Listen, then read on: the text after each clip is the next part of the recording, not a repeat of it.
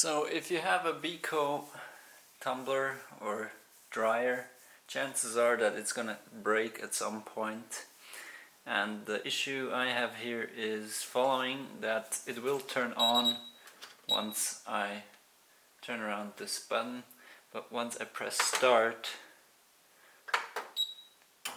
it will just try to start tumbling, but it won't rotate. So basically, but when I go with the hand, it eventually starts at some point.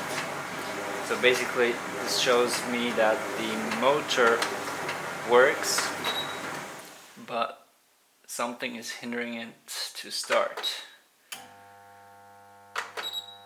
So what I want to do is show you the solution to this.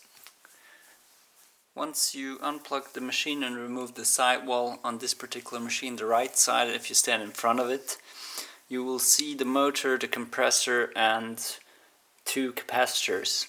The big one will go to the compressor while the small one connects to the motor and is needed to start turning around this thing. So I will go ahead and replace that one. So I've replaced this one with genuine spare parts that I received from the supplier. Now we're gonna see if it's gonna start working. I plugged back in the cable and start the machine. Now it's on, so I will start some random program and let's see if it turns around.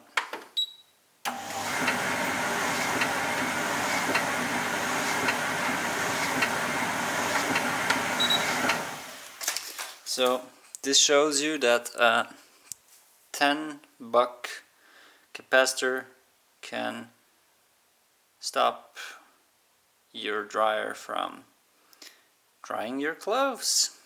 So this is how you save your dryer from throwing it away.